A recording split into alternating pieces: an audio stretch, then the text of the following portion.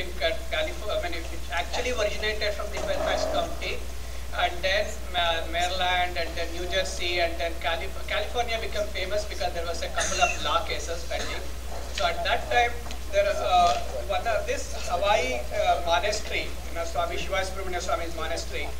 So they were also involved. Once we lost the case, but at that time, Dr. Shiva Bajpai, he was a university professor. He was involved in the teaching. He was involved very much he was actually appointed by California board to recommend. But later on, due to some Christian group pressures, he was being removed. But he was one of the writer of this book. The speciality of this book is, any one of you, I take 9th grade history book in any county, right? And there are about 15-20 pages maximum about Asia. And then the format, and suppose if you pull it out and then you insert it, you will not see the difference.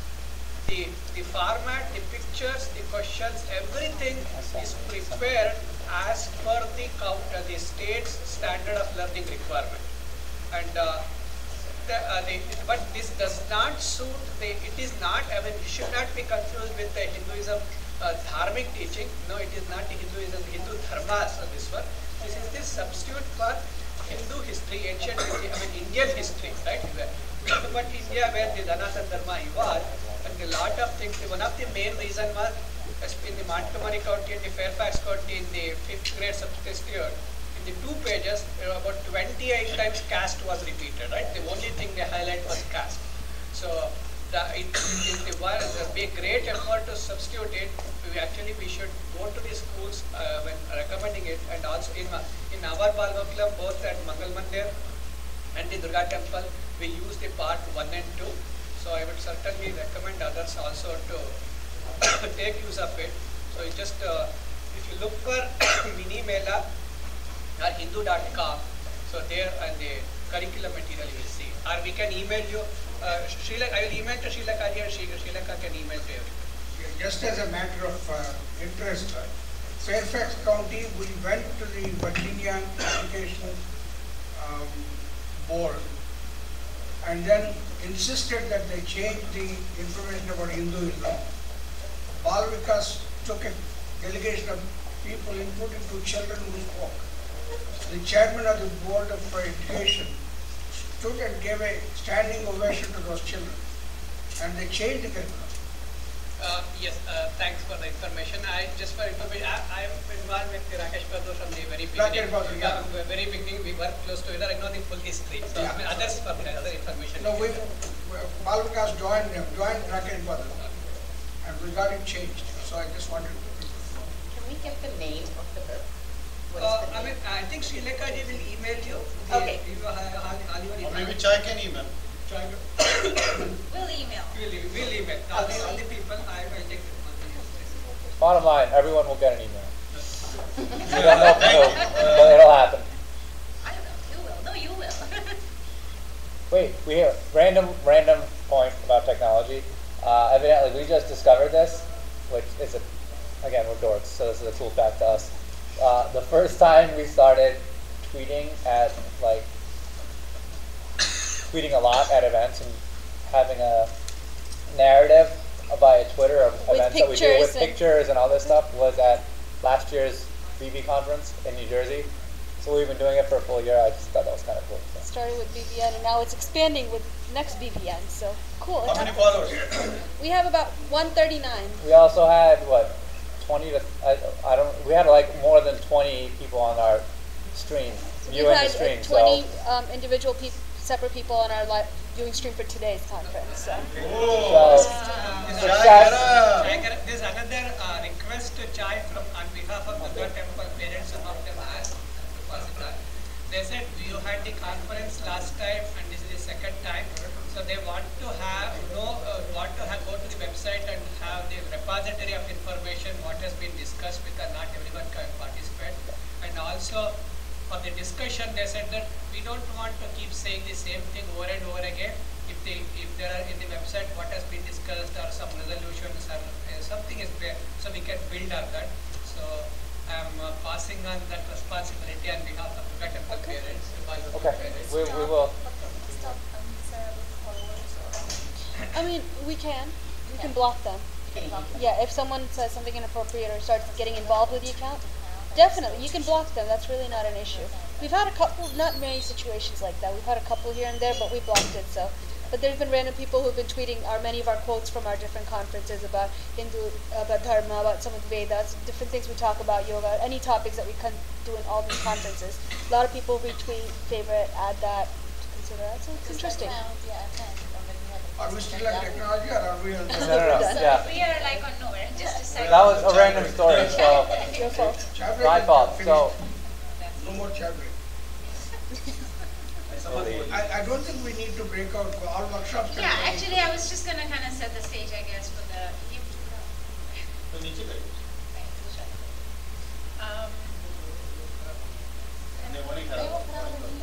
I think the next two sessions, 2 hours is not necessary. yeah, We okay, can so. finish it in 1 hour.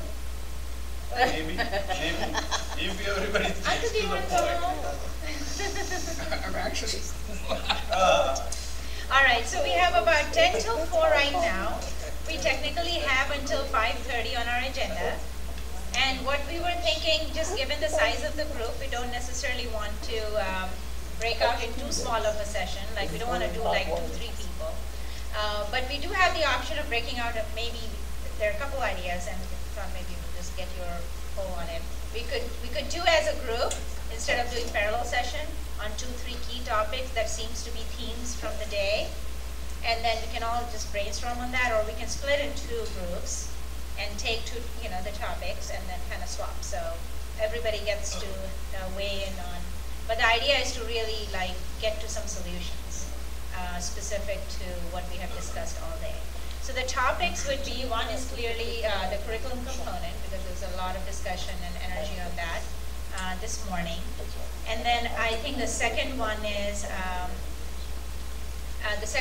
around just sharing of resources. So that can be, tools that you have heard or seen today. It can be resources such as facilities. It can be resources such as teachers, so all kinds of resources, and how can we kind of synergize better as a local community.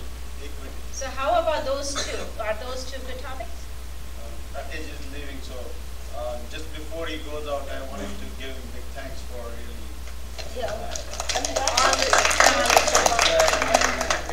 No, he's been here since 8 and he just flew back or drove Yeah, back. let me say this, Shree. So he got in town at midnight last night. We were all supposed to be here at 8 this morning. 7:55, I think I got a call from him.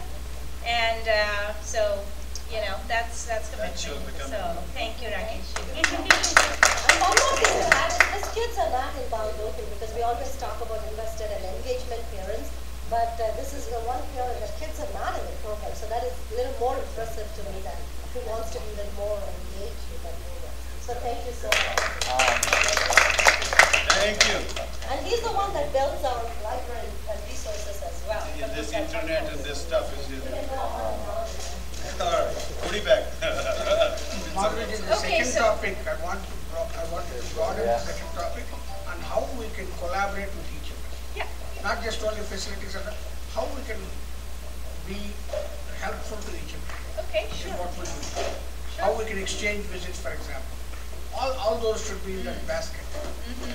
Sure, okay. So does that sound good? Do we want to break out in 2 groups, so it's a little bit, no, as a group? As a group? I think all of them. It's not As a group is good? Okay. So in that case, why don't we take like half hour on each of those? So we know that we are being productive, and it's like 5 till, so approximately, 4:30 we'll start, we'll spend on the first topic, and then we'll start with the second topic. Okay, so I guess I'll continue to moderate the curriculum discussion. Okay, so a little bit shift in the mental kind of setup here. We have a little summary from our morning's discussion. So we had these different components that we discussed, and maybe, Samir, is it in the same deck that we have no, that's a different slide, right? The curriculum deck slide? Should I pull that you up? want me to go back to the Yeah, curriculum? just to kind of bring up the paradigms. And so I think we were starting to talk about how can we we put the different curriculum components into some sort of paradigm, if you will. And so there is the aspect of how to balance the different, so there's two things here.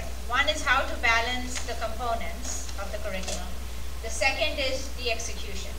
And that's where we talked about, literally there are two different schools of thought. But, Shelley's not here, but she had mentioned that you really need to bring both school of thoughts at least somewhat together. And the two school of thoughts being one which is focused mostly on academics, and the second is a lot more, doesn't mean that you don't have any hands-on approach. You can still have hands-on approach, but the second one is a lot more loose and it's more hands-on, but it's focused more on the relationship side and relationship building and using that to build the strong character and the bonding and the influence. Because at the end of the day, it's all about, it's one thing to know what our scriptures say and another to practice it. So if we are not able to influence them, then we won't be practicing it anyway. So, all right. So maybe the slide. Here, I'll take it.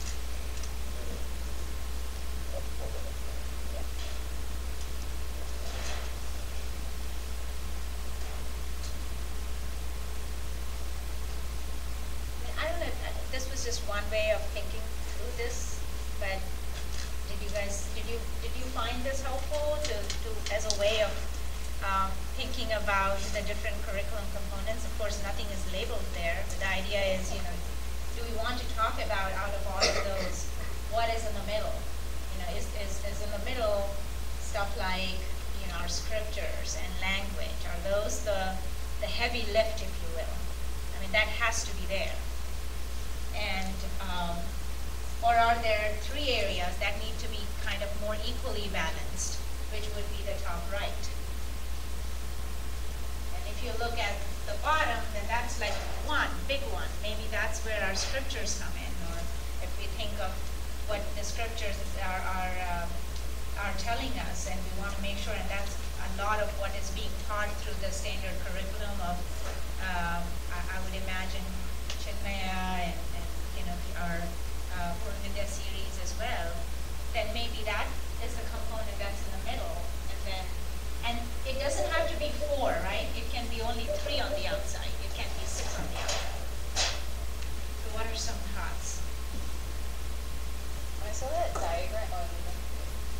that diagram, like on the bottom, I thought of it more like the middle part is, I guess, like scriptures, or certain things that,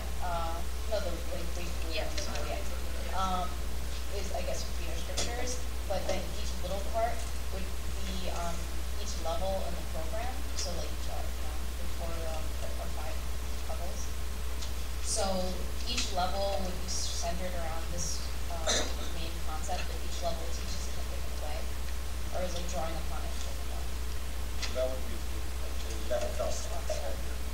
Well, that's the one I saw the left top. It seems like there's a core one, and each level builds upon that, which is not really what I'm talking about. It's not like there's one thing and then you go to the next level, you build out. It's more like there's one main thing, and each one teaches the same thing, just in a different language or different way. Yeah. So the one aspect to possibly consider is this is, I think we are trying to put the different components of the curriculum in some level of, we're trying to give them some weight. And so it's maybe less about execution here, so as much as it's more about kind of the content. And then that, whatever that weightage is, so I'm just going to make up something. So let's say the 60% weightage is on your, your scriptures, as an example. And then the rest of the 40 is distributed between some other combination. And if that's the paradigm that we're talking about with the bottom, then that can be then scaled differently for different levels. So you have a model, but then that model can be scaled differently for different levels, obviously age of the child. I'm not trying to over-engineer it, but yeah. Is there a marker out here somewhere? There you go. Oh, you're okay. One thing I kind of figured is, while we're building on curriculum, top left one, I figured that not just knowledge with scripture, it's the skills that we need to gain that knowledge. That's what I see that circle as. So I feel like the centermost circle should be, again, my personal opinion, language.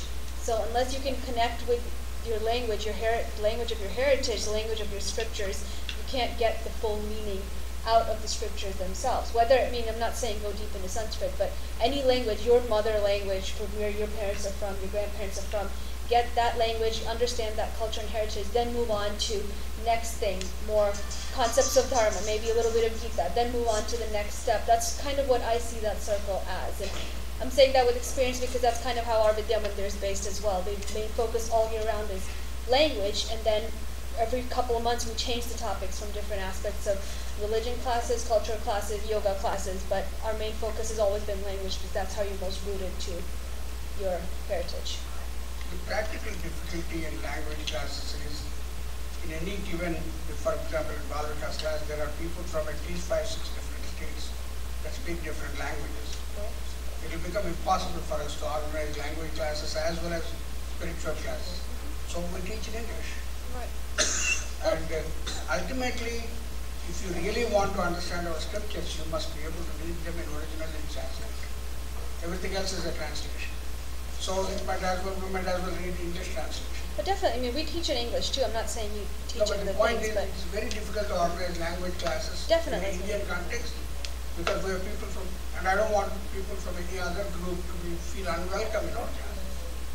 So we don't teach language. right. But for those groups who have the resources and a large enough group where they can split it up into performing well enough in language classes, I think that's a good place to. And also one more point I want to make about language. Like all immigrants, originally my desire also was that my children should speak Telugu very, very well. And at the age of 5, my daughter and my wife went to India. There was a 3 months gap before they could join me in Zambia, where I was working for UN. I said, immerse her in Telugu. And that's exactly what she did. When the girl came to Zambia, she was speaking in Telugu perfectly. Thinking in Telugu, speaking in Telugu. Then when we took her to the admission for American school for first grade, she failed. And I went and fought with them. I said, what happened? Oh, they said she has to think like in English, she has to think in English. I said, she did just that for 5 years in America. Only 3 months she went to India and learned a new language and started thinking that should be a plus rather than a minus. The principal said, you make a good argument, but this year she cannot be admitted. So she lost 1 year of getting into American school. Then I decided this kind of fanaticism is not going to help. Let her do whatever she wants and we will just support her. Yeah, so I think maybe the point being lost with the language, and I think it's a valid point and it's some valid concerns, but if we want to think of language as the core, and that is certainly a valid argument for any organization to decide, then what you're talking about is if you believe whatever language it is that you want to consider as the primary, and of course that's going to vary. If you believe that language should be at the heart of your identity or the identity of, of carrying on this legacy, so to speak, if language should be at the heart of it, that's a different, that's a model. A different model is, no, we want you to know our scriptures very well. So that's the point that might be slightly lost. And both are valid. But it's making sure that what is it that we want to agree on. I just wanted to add, I have utmost respect for language, and I am a Amrupacha as far as someone who doesn't know how to write or read Marathi. But I can get by with speaking very well and pretty good at it. But I have to tell you that is not going to help you in that moment of helplessness. Every time I conduct a Bal Sanskar class, I think I'm never going to see this child again. He might come, she might come back, she might not. What is the takeaway message that I want this child to take home with her?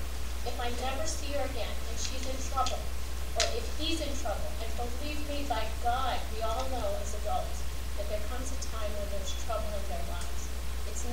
Life is not like that. So I feel unfortunate that when language is important, but it has never held me back in reading the Bhagavad Gita. Sure, I don't don't know the Sanskrit, or reading, I can find whatever I need through Ramakrishna Mission, through the Hindu monastery, terrific resources, through Eknath Ishwaran. But it's more about understanding, they're little kids, so I tell them the primary message I want you to understand that God is forgiving, God is loving, God is inside your heart, and if you're ever in trouble, you can always turn to Him for a resource. And His primary resource as Hindu is the Bhagavad Gita. It's like a manual, and I applaud you, Bhakti, for downloading that on your iPad or iPod, whatever. But because that is the one scripture that neutrally you can open up any time, any day, any place, and it has a solution for even today's modern day problems. So I'm a proponent for keeping specifically Bhagavad Gita in the center, and that's the way I conduct my classes, and about making sure you understand that that child might never come back. So what is the fundamental Hindu message when he's in college? You don't want him to make a mistake like Ravi Karun or Karun Ravi. What do you want him to have as a resource? So that's what I feel like my obligation is. Actually, what I feel is the scriptures are in the middle, but I identify it as we have to take them in whatever language you use, based on the children's age. You have to have how much you can take, what are the appropriate for them, what are the appropriate things for them. Basically, say Matudeva Bhava, Pitudeva Bhava. You get it from the scriptures, so you keep it in the middle and take it from there and just have some scientific proof for it. How they are supporting your mom and daddy are your gods because they are supporting your life in this way, in this way. Yes, I think that's where the science comes in, right? Yeah. So I think the question on the table is, how do you balance the core scripture and the academics behind it with science, history, yoga, culture, listening? Are we agree that scripture should be in the center? Yeah. Can we all agree on that? Yes. Anybody else has anything? Very good. Okay, which scriptures? It doesn't have. It doesn't have. I just want to take a quick pulse, so that whenever we leave from here, we just know a little bit better than what everybody else thinks. Quick, Ramayana, Mahabharata. I think it depends on the age. Yeah. Okay. Because for a kindergartner, Bhagavad Gita is probably Later. wrong. Yeah, it's later. That was a nice way of saying it. I was thinking of a different word. But for the high schooler who's going to go out into college, and they're gonna be they're already exposed, but there is more exposure in college, and mom and dad are not at home to limit that exposure. For them to know what a core textbook that they can fall back upon and that has practical advice in it. Good. Would be the Bhagavad Gita. In between, I feel like the Mahabharata and all, because there's a lot more. It's scriptures where, and I sort of bucketed everything in scriptures as in, kind of our epics, then our Puranas, probably the easier place to start. Yeah. And that's what we do, the Bhagavad Puran and stuff for the little ones. And then, of course, the Vedas and the Upanishads. So it's all of that is kind of all lumped here. But yeah, that's the core. So then let's talk about then how does, and I know we've talked about language, some of the things like, so yoga and meditation, of course that's a big component, and it's I think pretty much happening in most. But one of the things that I believe in the yoga and meditation piece that's tricky is if you're going to do it, you have to do it right. There's no point trying to do Surya Namaskar with 100 kids or even 50 kids or 40 kids if you're not doing it right, just for the sake of doing yoga. How does Chinmay Mission do it? So many number of kids. Do they use yoga? We don't do yoga with our children. We do meditation at the beginning of the class. We do meditation as part of our assembly. And then we do meditation at the beginning of our class, but that is left to the individual teachers because there are certain teachers who are not comfortable with meditation. How much time? Less than 5 minutes within the class. Percentage-wise of academics, 5%, 10%? Percent of the class time? Yeah. Oh, so it's a 1-hour class, so your meditation time in the class will be under 5 minutes. So about 3 minutes, mostly to get them into the mindset of what it is, So introductory. It's just introductory. So when they come down, they sit down. Vilasini has a beautiful meditation CD that we play in our classes. But this is also left to the discretion of our teachers of what they do. So no full-fledged yoga or meditation. No. Introductory and optional. Optional on the teacher. But as part of our main assembly that we meet for 30, 25 minutes, we do have a meditation component built into that. So that's mandatory. If you're in the room, yes. Are there any groups that do yoga like as a full-fledged class? Go ahead, can you speak to it a little bit? I guess, okay, well, we have, I guess, like 3 yoga sessions during the week. There's a Tuesday one that's... Take the mic. Here.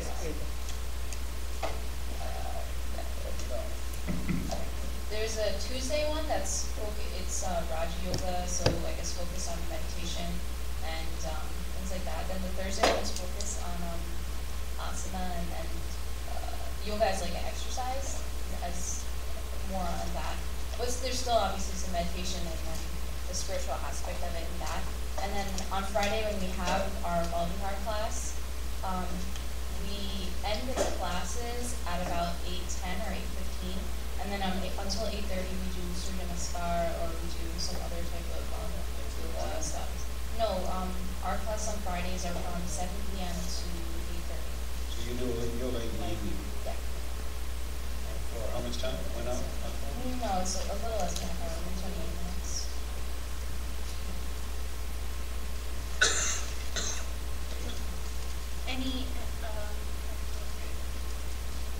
Any other examples of? So one of the ways to balance, just to kind of think outside the box a little bit, because I think we heard some examples of this at last year, which I was, in particular, it opened my eyes to some of the new ways of doing things. And that was that you don't have to have the same curriculum for the whole year. So, maybe you do focus on, the more of the storytelling and the scriptures, if you will, but then certain times of the year, maybe it's over summer, if that's the right time, or maybe some way of balancing it where your focus is more of the physical and maybe the there's still teaching that they're getting. There's still, concepts. Yeah, in our program we do yoga in January and February. We break out in December, we have our midterms, we have a 2-week break. We come back in January and February. Instead of religion classes, the second half, we have yoga classes instead. And then starting March, then we have cultural classes, March and April. So we don't do it regularly throughout the year, but we have a section where they focus on Surya Namaskar, a few asanas, and Dhyan Pranayam. And just a basic coverage of everything, nothing too advanced. And that was pretty cool to me because, you can try to, these are some of the creative ways in which maybe you can think of how children's school calendars are. And it's better it's sort of like giving, what's that phrase around, if you do something X number of times, it becomes a habit, and once it becomes a habit, you're good to go. You don't have to worry about it as long as it's not a bad habit, right? So if you have a group of kids doing yoga and meditation, for 2 months, and you've gotten them into it, then, that's good enough for them to hopefully carry, now this is where parent involvement comes into play. And if you've got that, then maybe that's good enough to carry them for the rest of the year. And you don't have to have it. So it's a slightly different way of thinking of your curriculum and just a slightly different way of kind of balancing it. Instead of trying to make sure that you shove language and yoga and everything in the 2 hours that you're going to have every week. And along the same lines, then you do maybe the cultural as the focus around a couple of our festivals. Although I have to say, when you get over 100 children, it just becomes too much of a burden and a distraction, and even though kids have fun, it's just too much of a distraction and too much administrative burden. So that's just something to think about, because we don't do that way of, we don't structure our curriculum that way with trying to align it to the different life cycle of, or school calendar year, if you will, but that's certainly a way of looking at it. Okay, so listening to discourses, that, was there a comment? When you talked about the journal runners, if you talk about the comprehensive teaching inside the class, but outside the class, do you actually engage them in some kind of volunteer work or that is part of your Yes, yes. No, thank you for bringing that up because I was thinking about that later. It's like Seva needs to be a big component, you know, and it is another. Yeah, it is. Okay. So, listening to discourses makes it easier. I don't think kids like to listening to discourses, so that's for mainly for parents. Parents. Exactly. Yeah, yeah. I think we're all I think discourses, no, but you can throw like a clear piece from the same, like I know our Babaji speaks in Hindi, so that limits that.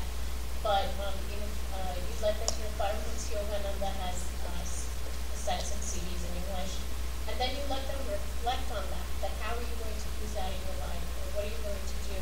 And that kind of helps starts the process, but that's for a deeper level after you've gone with them for a year or so. You could do something like that. Not Also, I mean, just to go, I mean, not all discourses could be boring for the children. Yeah, as long as exactly. we are gearing it towards the children. Yeah. That we have Swami Nikalanand who speaks in English. He's Yeah. a Canadian, born Canadian, speaks Hindi and Sanskrit like That's nobody right. else in India can speak.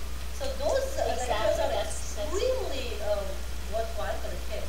So I think, I mean, we shouldn't totally take that away from curriculum. It's just really the projects and what is that.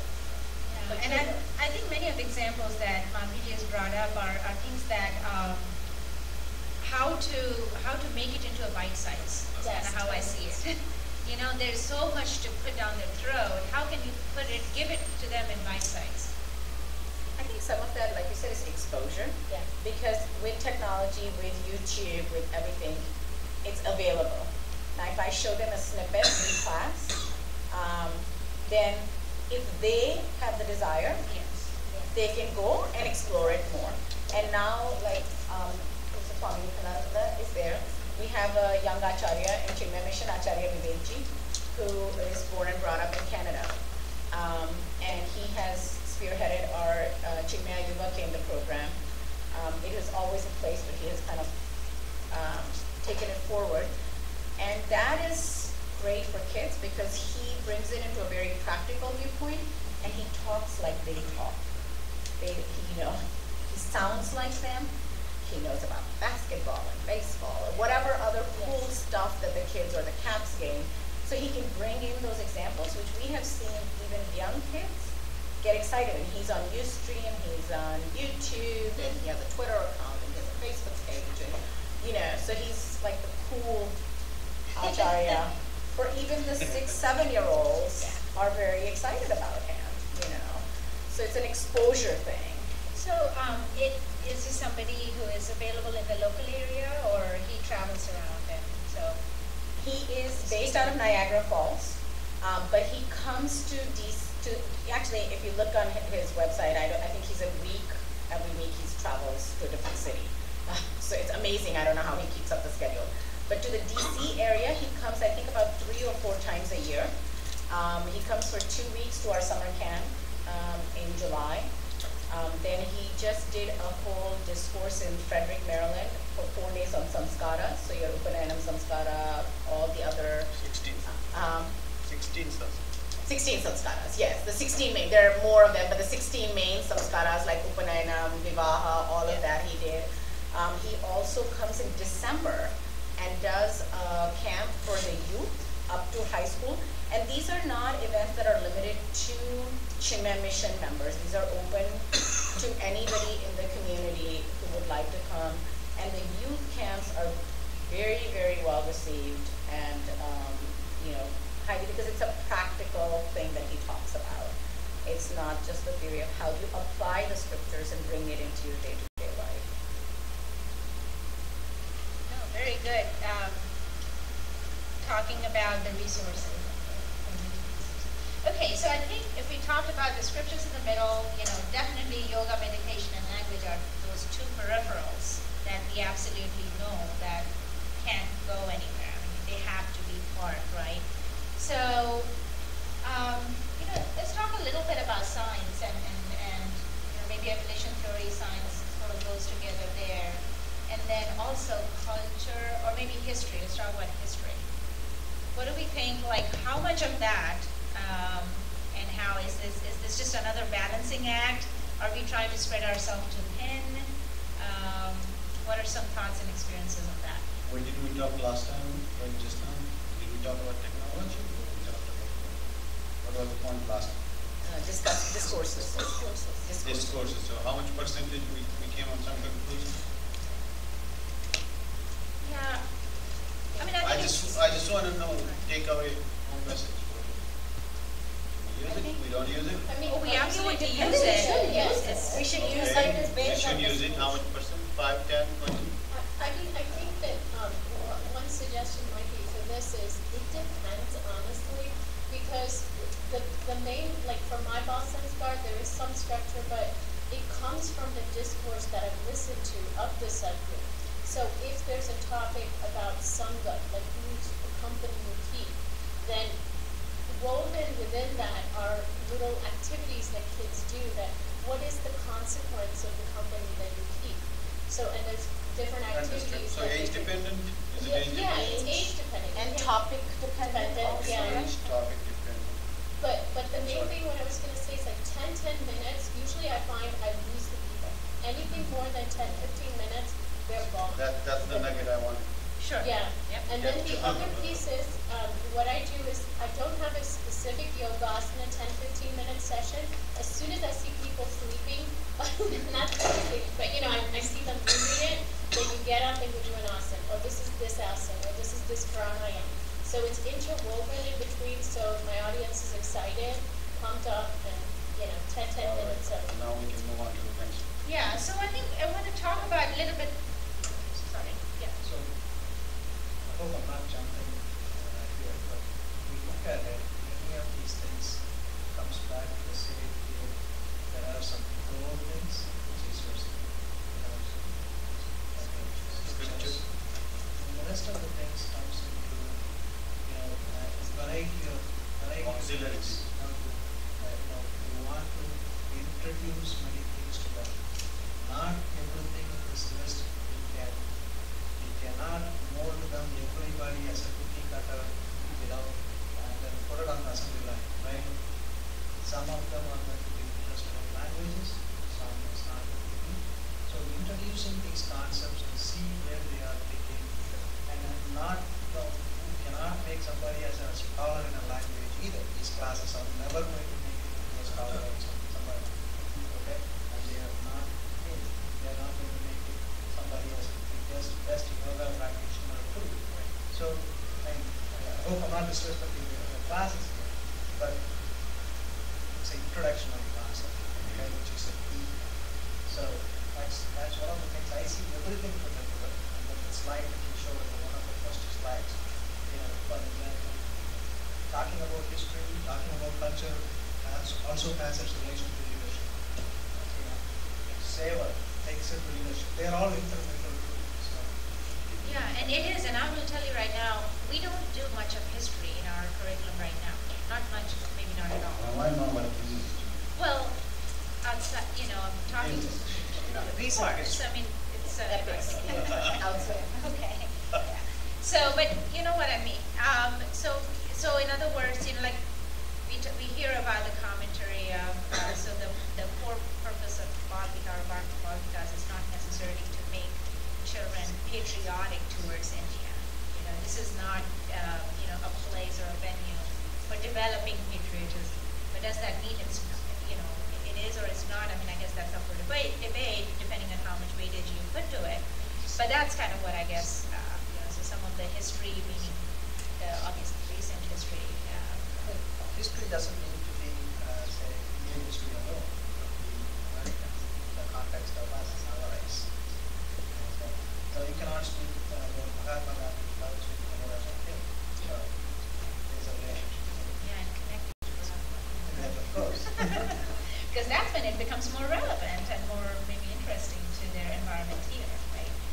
so that is important too, right? So I mean, I guess I'm just using that as an example to say that if we do say that's a action for me, for us, for Bhagavad to consider how to incorporate that into our curriculum.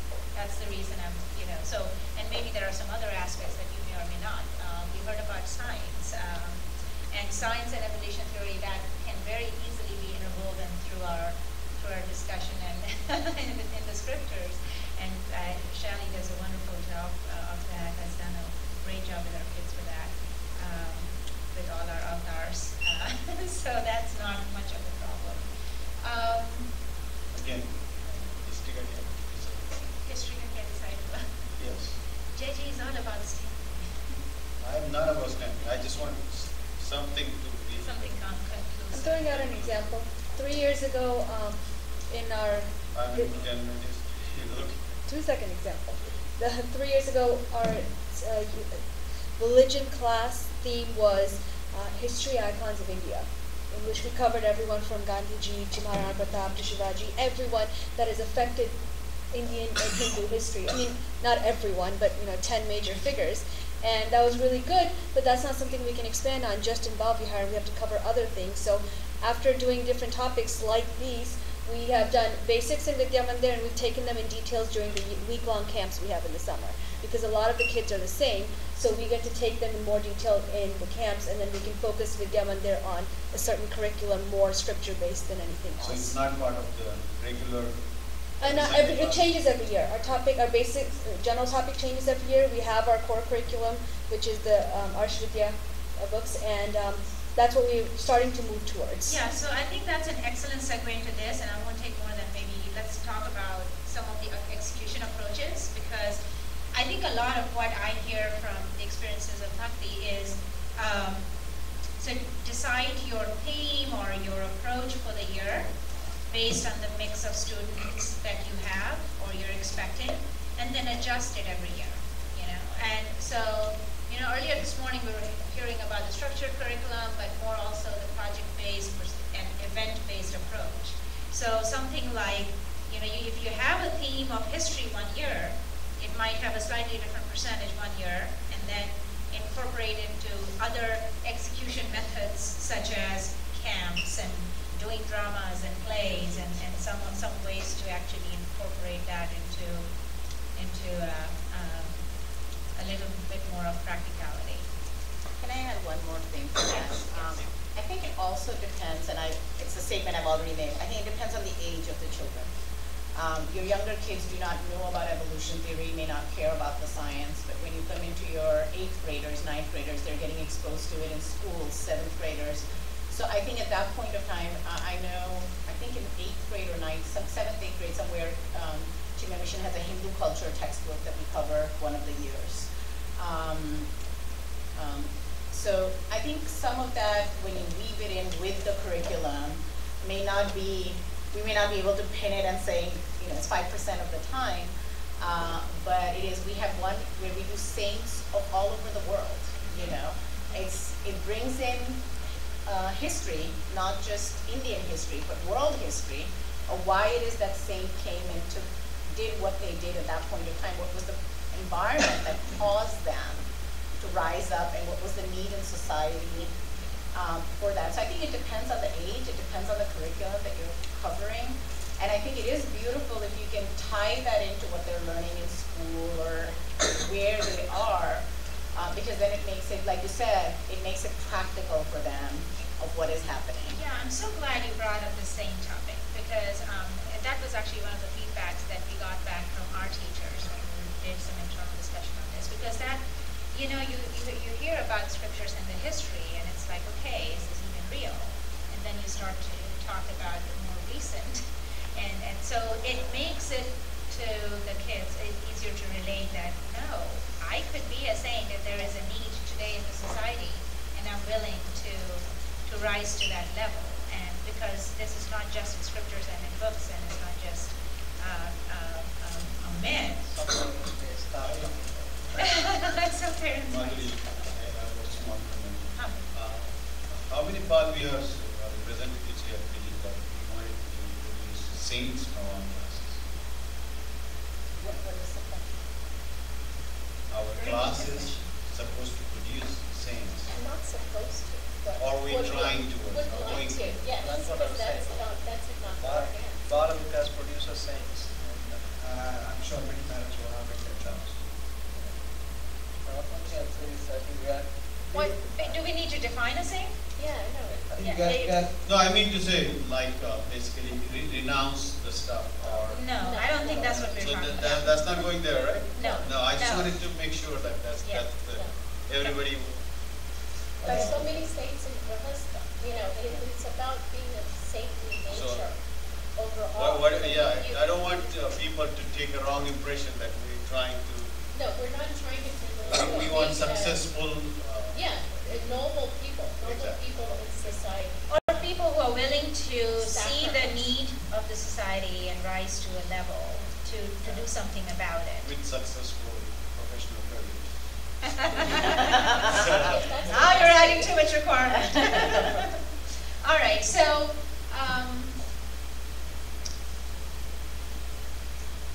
some of the project-based, so I think we have talked about maybe around cultural events, festivals, also, I think that was one of the major drivers, and of course, holiday schedule, summertime, so the camps, that's another great way, another event-based, if you will.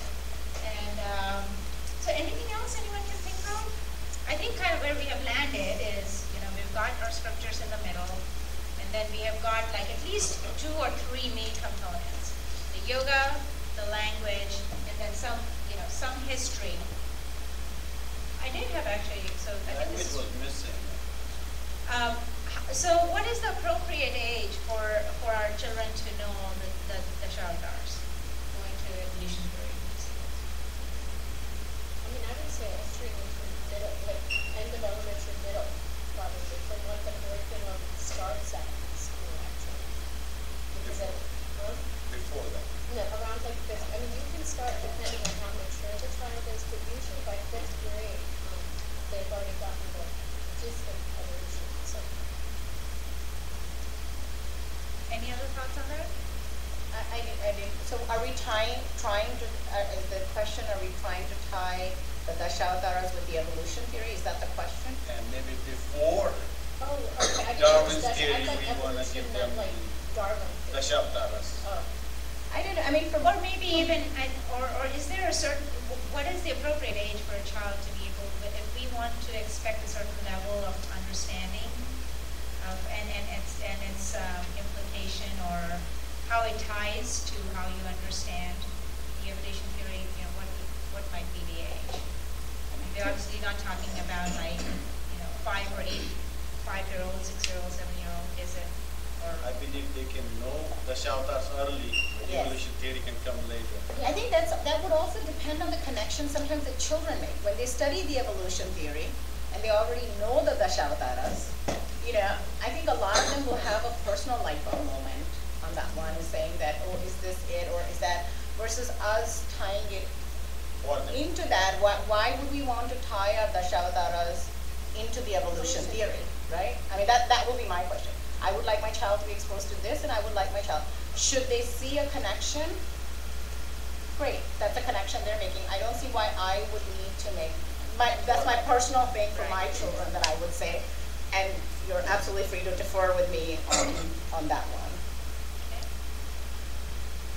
All right, so Okay. is it part of Did you have a curriculum? comment? That's pretty much when you mentioned Dashavata as a story, as the different avatars, my 3-year-old knows that. Yes. But I don't think he can relate to the evolution from there. That's the Yeah. difference. Okay. One more comment I just want to make. I know you're talking about what is good, what is the best thing, what is the goal. I'll give you a very practical example. Just my sons, I have 2 sons, 7 and 4. They turned 7 and 4 this year. So when they started their 6 of and the only exposure that they got to religion was through Bhagavad Gita. And within the 1 year, I mean, they're doing very good. So whatever we are getting is more than what they've got. And it helps them understand some of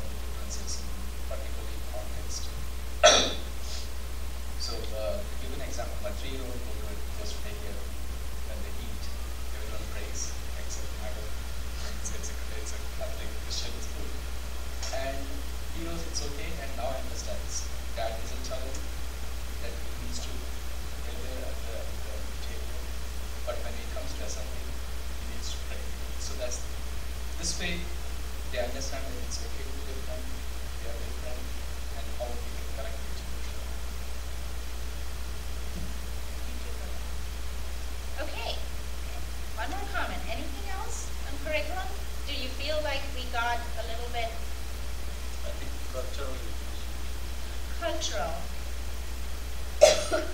I know we talked about that throughout the day. Is it part of the curriculum or not?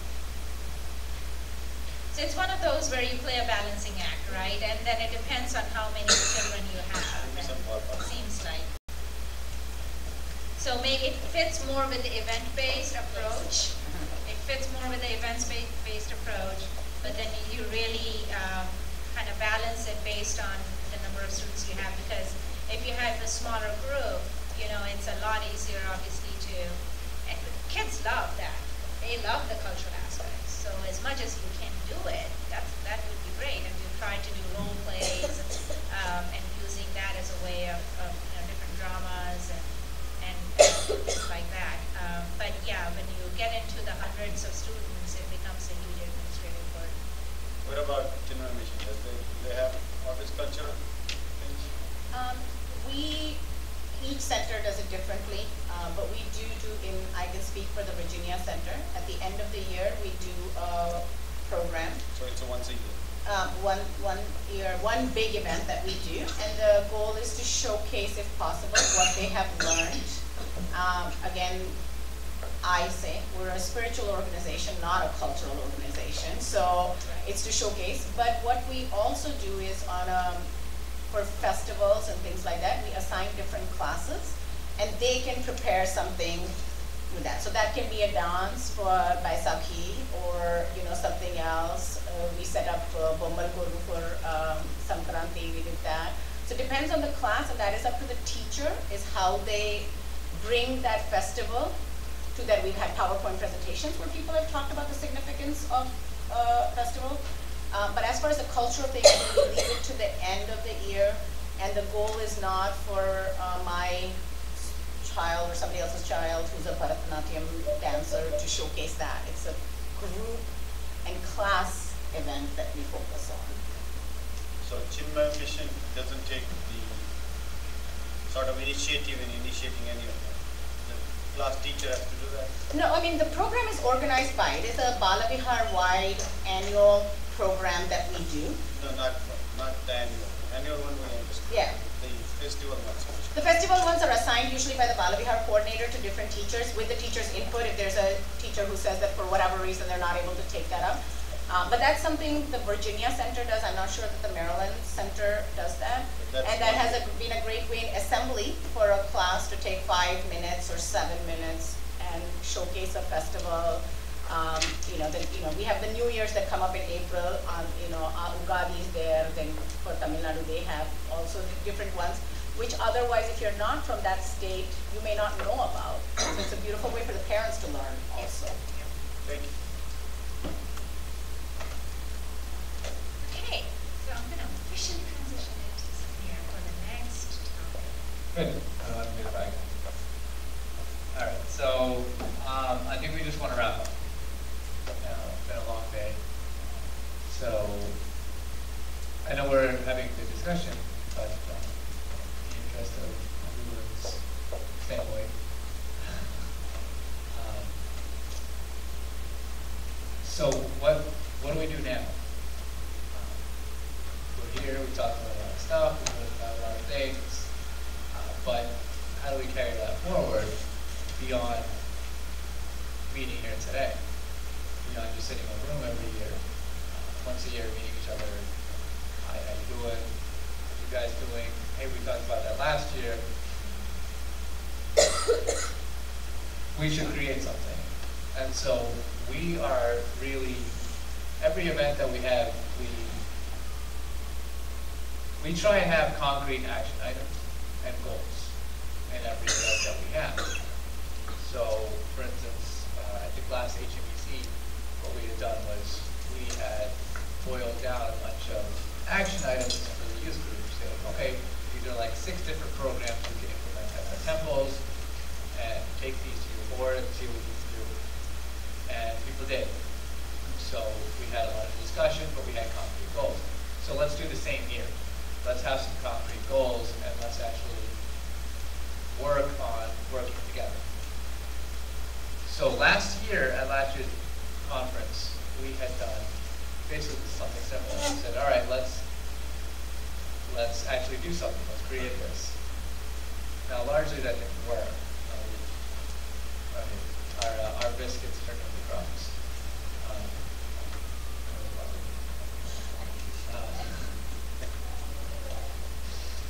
It's bad when you laugh at yourself. So our goals largely didn't work last year. Our network, while we tried to initiate a lot of work, it was hard to do, and I think largely that was because this is a very theoretical based concept, and it's hard to boil down real tangible things. So maybe we can take 10 minutes and see what tangible things can we take back and try and create over the next few months, say over 6 months, whatever, so that we can accomplish and do what we came here to do, which is that we're all learn from each other. So I think one thing we can take back is technology, right? We all, I think, agree that there were some pretty powerful tools with the technology stuff we can use to enhance the program. But I'm actually looking for ideas from you guys, right? I'm going to stand up here and literally ask you for ideas. What can we do? What kind of goals can we take away? So feel free to say.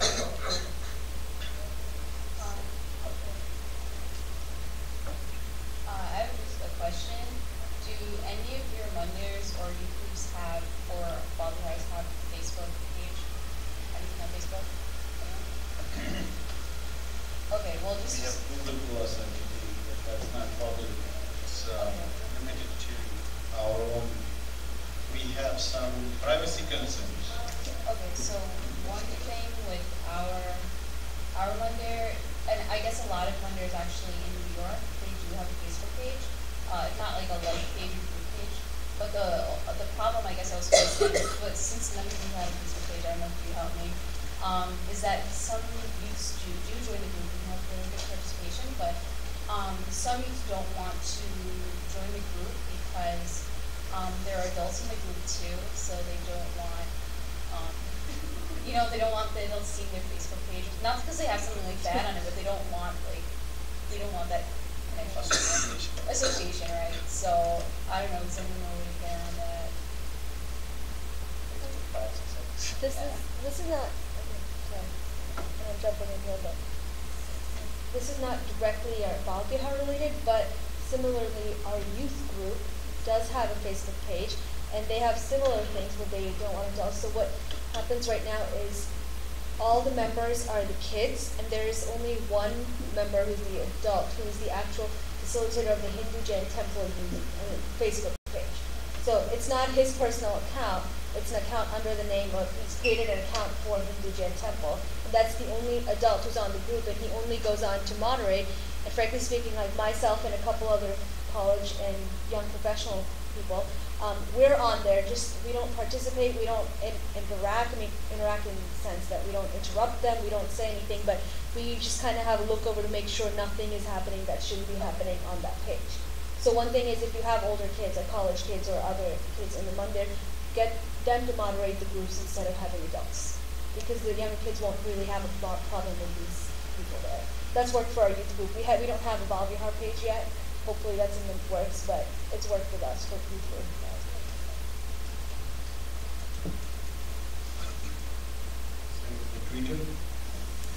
Twitter is public, so anyone can see it. There's nothing privacy based. Twitter is a little different. I can explain the concept to you later if you're interested in it. I mean, Bal Vihar uses their own tweeting thing, or there can be one person in charge of that, or two people in charge, so not everyone has access to. Anybody, any Bal Vihar? I don't know, does any Bal Vihar here? Okay, so how about maybe we should restructure this? So last year we set up a bunch of resources, right? We set up a mailing list, we set up a group. It worked for a little bit, but it fell apart. And we now have a Google Plus page for this conference, this group. We created a Facebook group, blah, blah, blah. So we're trying to create the resources where we can offer that to the we're trying to create that infrastructure. YouTube accounts, all that stuff, right? But what we can't force, what we can't generate is, you know, you guys actually interacting with each other, and that's what we're looking for. Is, you know, you send out an email to, let's say, you know, Madhuri, you send out an email to the group saying, you know, X, Y, Z, what's your opinion? And there's no response, right? Then you get discouraged. Everyone else sees that there's no response, and the group dies really, really quickly. So that's what we're trying to figure out. How do we create the sustainable energy for this group so that next year we're not starting fresh again? Yeah, so one thought that I have is, again, bringing this back to our local community and all of the at least half a dozen or so organizations or more that are represented in the local community. We're going to have the email network, you know, as we already have that, and we'll supplement that.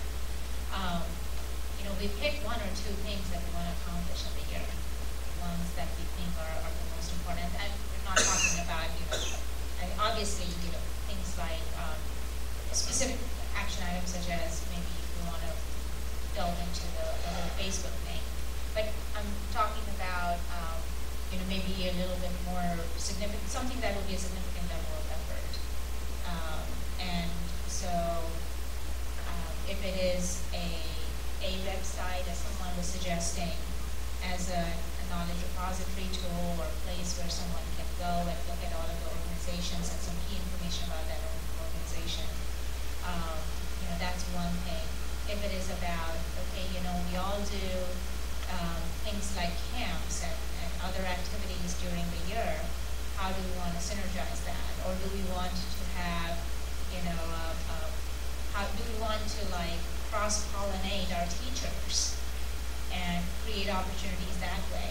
Pick like one or two things for the year that we want to focus on that we think would be the most meaningful based on the needs that we have. And you know, have periodic touch base throughout the year. Does not have to be weekly, bi-weekly for no means, but maybe every 2 months, 3 months, whatever is appropriate. And we have specific people who are willing and able to commit based on, because we don't want to make this so it becomes too burdensome on us. Have we considered local chapters as another segue to kind of meet and greet and build upon the network? Right, so you know, have like a monthly satsang or something where you guys just get together. You don't even have to talk about Bhagavad issues. Bowling, right? Just get together, you know. If you go bowling, you're gonna start talking about Bhagavad, right? You hope. We hope. But just getting together, interacting, and the communication will flow. So, yeah, I think that's a good idea. And maybe that's something that we commit to, is maybe we have a schedule. We have a schedule, and maybe you make the schedule such that you rotate. 1 month it's where you guys hold your Balihara. The next month it's here where we have our Balihara. The next month it's our Balihara. No space. Right, so we pick a field and we hang out there. Go stargazing. But maybe that's an idea, right? So. I have a suggestion. So again, bowling and the other things will have their own friends to find out stuff, socialize. So my point is, I think within a lot of good ideas. See, when you do the yoga class, probably with so yoga or meditation, that can be done in a common facility. That brings most. Now you can do that along with the parents resolve. That brings the parent participation. See, you are not going to tackle one problem in one case. You have to see multiple angles, right? And in terms of other resources, you know, as I was saying before, there is a lot of content out there, and bringing it together into a common place that others people can leverage, that will also take you to a point of the goal, like, you know, beyond this group. Like, there are small places that maybe like, couple of two families sitting in Wyoming, okay, and they can use your site to kind of, conduct their own sessions too. Again, which is the biggest goal of, all the barbecues, right? So, Please speak to the mic. from an infrastructure leverage point of view, there is a lot can be done on the electronic side of it, because geography doesn't matter, okay? And also like people who are knowledgeable. See, Lake Chimya Vidyalaya, like the thing is there is a lot of content they are producing. A lot of videos are being produced, good materials out there, and it is not available to right? And getting that into a common place and leveraging that to everybody is possible. Of course, everything takes time and that other efforts. But when it comes to physical activities, I think team building, trying to wherever it makes sense, like whether it's an event or whether it is a yoga thing or whatever it is, bringing people common, at least introducing them. Again, goes back to the thing. They are going to like the people that they are going to see again and again and again every week. They are going to come to you, right? So those are all event-based activities may have to be brought together in different places that will introduce people to each other, bring them into the community. So I think we need to take small steps to grow.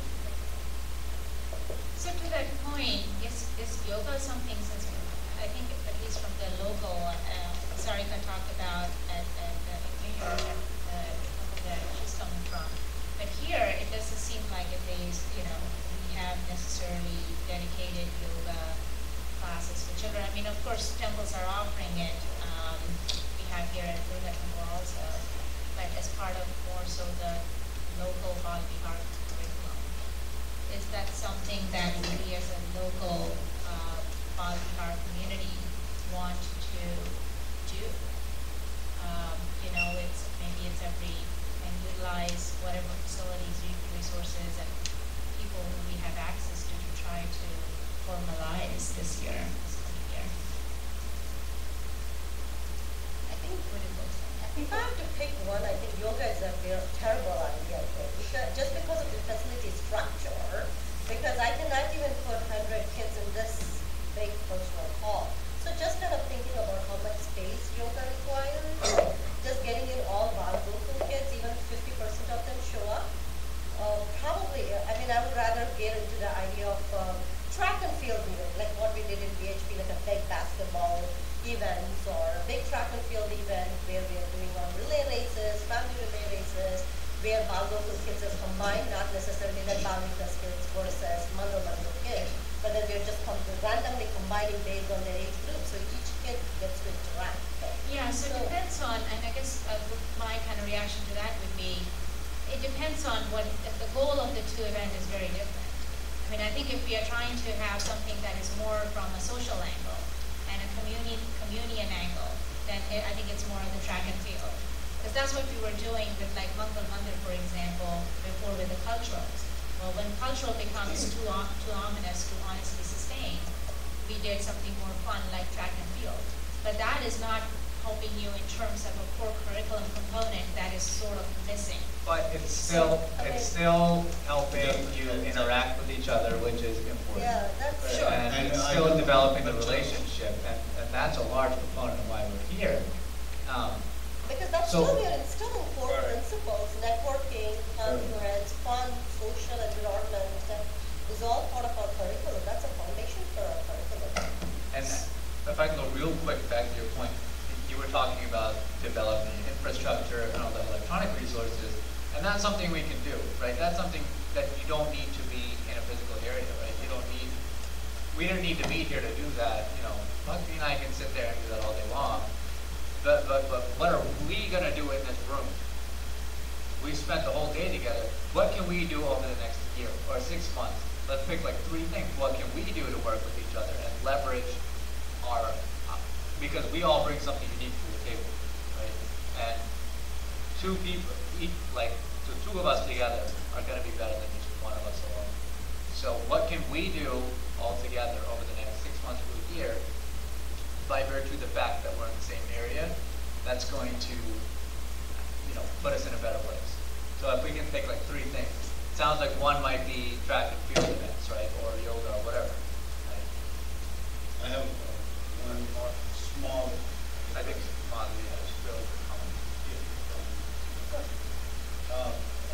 I just want to know if all Balvias do the camp every year, and every parents have one place to go, know about each Balvia, whatever's the camp, so that they can choose whatever they want to do. I think I kind of totally agree with the point that you're making there is we all have tremendous resources, okay? You guys are doing something, you're doing something. We all don't know about what each other is doing. And we do a 4-week summer camp at Chimay Mission in Virginia and a 4-week summer camp in Maryland. And as far as till now, and no offense, I did not realize that there were other groups who were doing summer camps with a different focus on it, right? So if it's a possibility for my children to attend, or for that, I would have to first know about it before I can do something about it. So some kind of a repository of event-based repository of who is doing what, and I know the Hindu Jain Temple does that, it's in the calendar, some events are there and stuff like that, but I don't know, something like this, focused on the children, what my child can participate and learn from you, and not necessarily for the parents. And just as an add-on, one of the questions, just to address the resources part, all of the YouTube and all that are all open, everything is there, and as far as Chinmay publications, any of the books can be purchased. I think the only thing that's password protected that we have is the curriculum breakdowns or any documents that a teacher has created, and that access is given to the teachers because it's most relevant to them. But as far as any other curriculum information and all that, it's out there available for purchase for anybody, which I'm probably sure for a lot of your things is, for us to benefit from that also. Can we agree upon a common website? So I want to address that in 1 sec, but I think Madhuri was waiting. Yeah, it's okay. I was just going to say that, I think there's...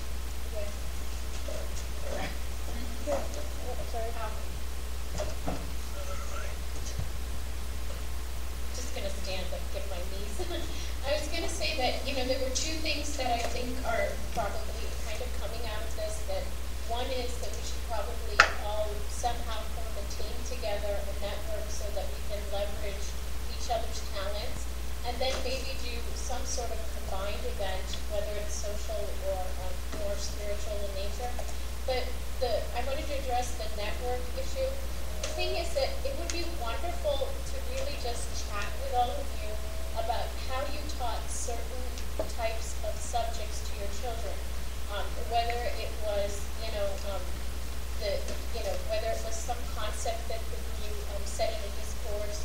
Because I think that if there's very creative people out there, there's creative methods of teaching, and if we could just have like a social, where we all got together without like a real structure and said, how do you teach this? And what do you do? How do you teach the spirituality? How do you teach the Atma-Gyan? What are the things that you utilize? Then it would be really nice because we would get a lot of resources. Like for me, science is a big issue when I teach the kids. So all the things over the past 7 years, which I've gathered piece by piece from different locations, I could say, oh look, this is what Samuel Morris did. This is what Samuel Morris did, and how he believed in God, and how he came up with the telegraph. This is what Steve Jobs said. So that it's more in the language of the kids. And I could open all of that up, whatever little that I have. That way people are, if they want to use it for their teaching methods, they can. Very quickly about, very quickly about the web page to create a repository. I'm not giving the money, that's cool too.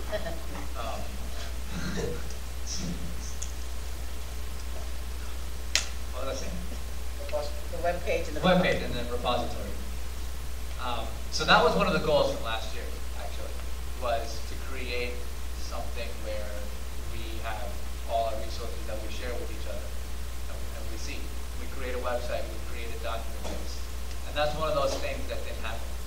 That's one of those things that we wanted to happen, and it became an issue of time or whatever it was. It's one of those goals that didn't get achieved. Now, one of the goals that we as CHAI has is that's another thing that we want to do, is create this giant calendar, essentially, of all the groups, all your youth groups. And what do? Like, you go to the month of July, what's going on in the month of July? And not just in one area, all over the place, right? So, which camp is going on where, blah, blah, blah. It's a huge undertaking, right? But this is the network piece, right? You have to communicate with this main center thing. You got to tell us, hey, we got a camp going on. You post it. We post it, right? And that's the networking piece, right? So it's interactive that way. It's a two-way street. So yeah, that is a goal, and that's something we want to do. But again, it's not just us. It should be us, right? So if someone's really good at this stuff, volunteer or something if you want to. Otherwise, let us know. Hey, we think you should handle that piece. We'll handle it. We'll just supply you with information. Right? So, excellent points. And I hope we can make it work this year. And I think that's something that we need to make this year. So maybe those are two. Maybe we start locally in just the DC area. We start that repository and that calendar system in the DC area. Maybe that's a second goal we take from this conference. So in 6 months or a year's time, we report back to each other saying, we did it, we finished it, here it is, this is a great resource for us. Can you set up something like a Google Calendar or something like that that's available where, and the challenge that comes with some of this is the number of people involved in the organization. It's not just, the person who's here today. So we would, obviously, it would be somebody we would have to assign as a membership or whatever. But if it's something like updating a Google Calendar and saying, hey, we have this summer camp going on, or we have this youth camp going on, I think that is a realistic thing, even in a large organization, to have somebody do that, as long as it's an easy process for somebody to do. Yeah, so you create a Google Calendar, you say there's 12 groups, one guy from each group has access to it. Each group, and then, you update the calendar.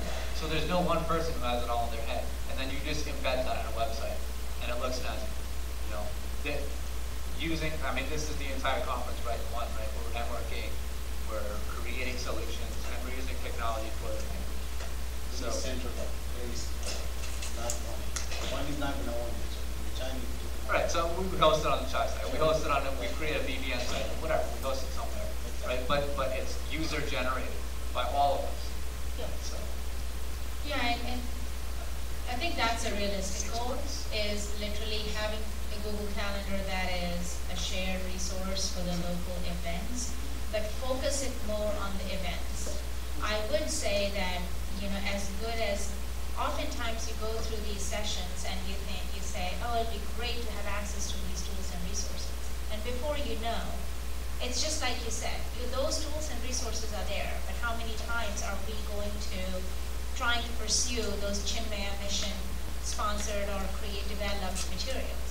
Because all of us in a day-to-day are very overwhelmed with the amount of resources that's already there. So I think what would be more helpful is perhaps, and not to say that we should not have a common website where we maybe have some of the links perhaps to the individual websites that we already have and we are already housing. So all of the MP3s and shlokas and bhajans and other curriculum documents, we all have those. But what might be a little more practical is if we agree on, to Madhvi's point, I think that she brought up, is if we pick certain topics and use that as a way of having some meaningful conversation amongst discuss to see how we can then transfer that to our children. That one would offer, I like that idea because I think it would keep it simple. You're doing some social and you're doing some of the networking, but at the same time you're doing it in a meaningful way towards a particular topic. You know, whatever it needs to be. But I think we need to agree that we are committed to, you know, whether it's conference call every 2 to 3 months or 2 months every month, something like that. It's not a lot of time that we take an hour to, and we agree on what topic that we want to talk about. And that generates a certain level of, that's just another form of satsang in some ways, but it's giving us ideas on how you do, and the more we start talking at that level, we would know how you're implementing it in your Bhavihar, and maybe there is a different way that we can approach that at ours. And it can be a topic from across the spectrum that we haven't discussed. So that's not so much, I mean, it's indirectly a tool, but it's more so just generating a collaborative environment amongst a smaller group of teachers or folks who are willing to do that on a recurring basis.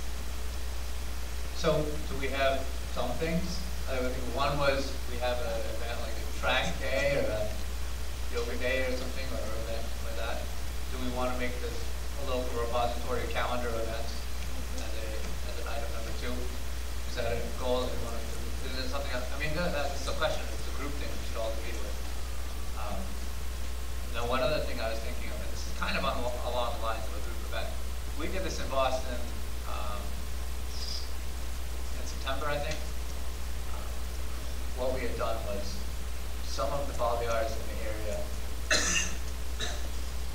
a couple of VHP ones, Sri Lakshmi temples, or Chinmaya, HSS.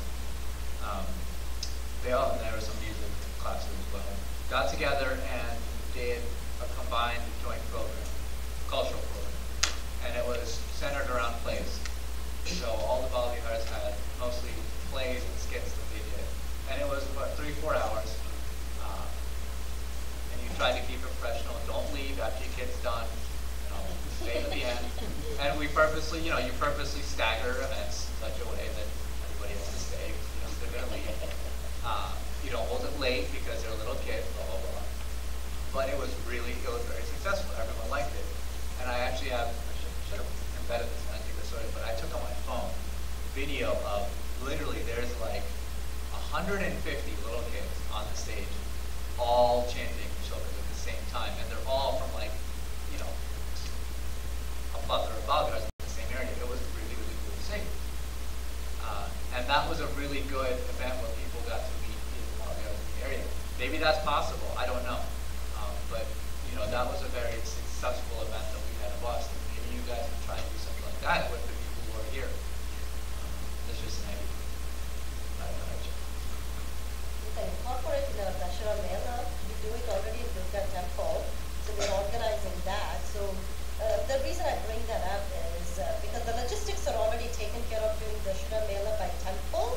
So there is really less of your individual effort from organization. And it's open to everybody. Yeah, it's absolutely open to everybody. JJ takes care of everything in the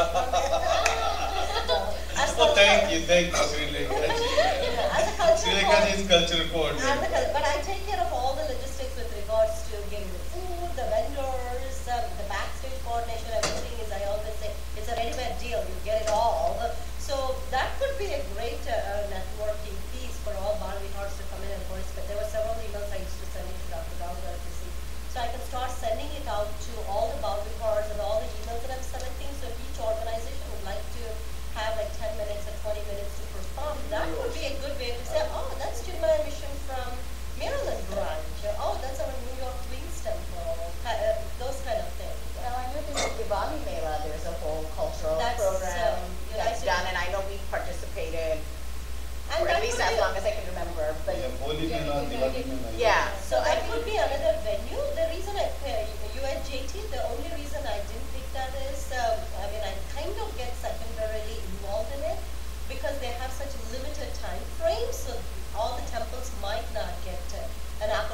Bal Vihars especially. Temples will get an opportunity. So probably you'll be left out because you're not a temple, so you won't have the choice, whereas our kids will get. Because that's a temple event, not a Bal Vihar event. And Holi Mela and all are so popular out here that with no advertisement, I take 40, 50 items.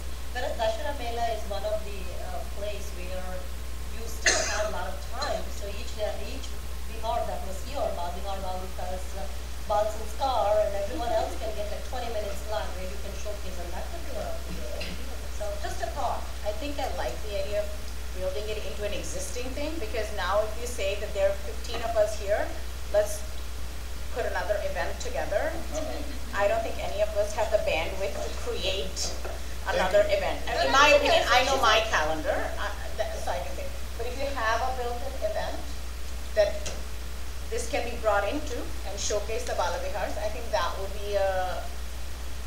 I agree. And also, Samir, what I think... I agree with that. I mean, I agree with that. That's an interesting, that's an important consideration. And one But on more the thing flip is- side, though, sorry, I don't make you job, but one other thing that in creating this event, one of the things that occurs naturally is the relationship that you make with someone because you have to create the event, and that's an important thing, consideration. And that it's a different relationship that you're going to create with them, and a deeper one than if you're just there together, participating in the same event. Both are good though. And maybe one of the stepping stones to another, because creating an event is a big deal. That's hard. This could be a stepping stone. The reason is that these people that are here are liaisons or representatives. They are not the decision makers, and they shouldn't be. I mean, I can't decide and say, oh, these are the 3 things I want to get involved from Bal Gokul, and then go back to my core team, and everyone is like, no, I don't have time, Srilekha, why did you commit to? So we are all representatives, like from big institutes such as Chinmaya. I mean, I would hate to think she is the decision maker because it's a team and collaborative effort. Whereas I think it's easier for other people to buy into if we say that somebody else is helping you, and this could be a good segue and a stepping stone. I mean, and then after that, probably the more we network, the more we can come up with the thought process that we need to do it together. Because it can evolve, right? It can evolve from being part of an event to an eventually being an event. And I think you bring a really good point, because some of the things is, even now to update even a calendar, there's going to be somebody who's responsible in Chinmaya Mission who does this, that this would have to go as an item, get approved, to get done. It's not something I can take on as myself, as probably all of you. I think most of us here are too big a group for one person to make a decision to do this. And we shouldn't be taking decisions. I think it's a team collaborative effort. But it sounds like that we're all in agreement that we can use some existing avenues already, right? So let's throw in the mix the camps, right? Again, the camps that are already happening. And again, with the more of the joint event, hopefully there will be more of the PR about it, and we will be having more cross-pollination. But I think we have to take it upon us to take the message back to our organizations and say, just sharing the information is not good enough. I can share the information that Chinmaya Mission has these camps, but I have to exercise some level of influence or some level of, to say that we are committed to some cross-pollination here. And if that's the goal, then we're going to do that through these mechanisms. Sounds like we all have annual days. Well, why don't we have necessarily, but if we invite individuals from our organizations to play a specific role as part of our annual day event. And so but continue to bake it as part of the existing structures that we already have in place. And not necessarily cultural, but also camps, also like our annual day events and others. I mean, just practically speaking, between us and Mangal Mandir, and they are not here anymore, but I mean, we had to take a huge step back because we are at about 120 or so kids, and they are equally or more, and just the sheer logistics of that started to get very, very burdensome. So then to think about, 4, 5, 6 different, and there are success stories like the one that Samir mentioned, but there is, and you have to kind some project-based stuff. And we can maybe as we start, like if even one person from each of the group joins a call every 2 months or once a month, and we discuss a project where we want to have 1 child or 2 child from each group represent and do a project together, that project could be a virtual project. It could be on a topic or a theme that we decide on. And it's a, and that can rotate on this the course of the year. All right, so let's pick the 3 things before we quickly wrap up. So one thing was the calendar and the repository. The second was the sports event? Field event? Yes, field event. Field event. I'm not sure if it's a new event. I think it's more existing. Yeah. So the Sharamela. Getting involved together. No, I meant the track and field day, whatever it was, or something along those lines where it's more outside event. Yeah, and then doing a cultural event like From the notes that I've taken here, the 4 goals that I've kind of observed everyone speaking. 4 goals being that create a user-generated Google Calendar that is shared by everyone. By everyone, I mean groups, 1 person per group. Second, create a monthly or a bi-monthly conference virtual satsang just to update and keep in touch with each other's groups. Like I mentioned, 1 person from each group having. Yeah, you mentioned that. Third goal being having a regional activity with a few groups, and that's something physical, like either field day or yoga day for teachers, field day for the students, or anything, whatever everyone's comfortable with. And the last goal, what I heard was, start off with participating in an existing event as a stepping stone towards creating a group to work together. Those were what I observed from the conversation. So if anything else to add to that, please, you're more than welcome to, and I'll add that to the list. Calendar. I think all governments probably have a calendar consensus right now. A lot of them do, yes. You don't have to create a new one. You can just invite Right. So this way, if there's no meetings or you can issue a calendar figure out. Yeah, that's details we can figure out later, because not all groups use Google Calendar. So we'll have to do something in the middle. But that's once we start working towards it. That's technical stuff. So. All right. So we got our 4. All in favor? Yay or nay? Yay. All users suggest. I know I was the one that proposed track and field even, but just the one that I went through recently has a lot of logistic goals involved in it, a lot of money involved in it, just because the rental cost of the community centers are all expensive. So if you want to kind of consider that for the next year, that might be. I mean, I'm just realistically saying it's We can good. cancel it, but at least it's good to Right, look into. just to have 4 general goals, whichever you get to. Put it as a 4 maybe. Yeah, Because there's I like think it's lower in the priority. Put it 4. Yeah. Like Google Calendar is like the most. I think the feasible Google in Calendar is probably the biggest and the Easiest easiest. to do. And like you said, if already organizations are using it, then you're just connecting to that. If not, then I'm sure there's some way, and I'm not an IT person, there's some way to interface the other calendar into the Google Calendar. So. And I think that this year we can really get our relationship stronger. So maybe it is a future event, but I was just thinking about that vision of multiple volunteer hearts displaying their talents, and the parents now really getting an opportunity to see what are some of the key things that the kids are doing, and it could almost be like an open introduction session where we have groups and stuff, and people can say, okay, this is what I do, this is what you do. But it would be a really beautiful idea to do that during Brush Up Time. But I agree with the outside thing, because I've done things outside the kids before, and it becomes difficult to manage. It's just, I think, just the budgetary perspective, since I was involved, it can go to thousands of dollars.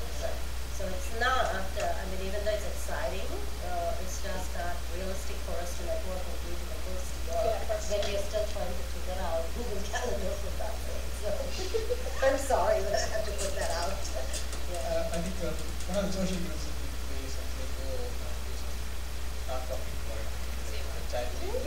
I would love that. Spend any money, but they are open to the community. So I know Balvikas goes to Fairfax Nursing Home pretty regularly, and I actually work at Fairfax Nursing Home as a PRN, so they tell me how good the children come into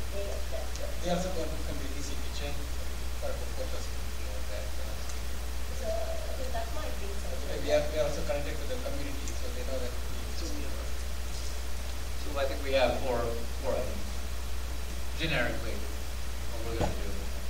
Can we get Now, a general? the task that Chai is gonna have is to identify a big bad wolf to come if you don't live up to your 4 goals. So we'll work on that. That's our goal. That's our action item. I'm kidding, of course.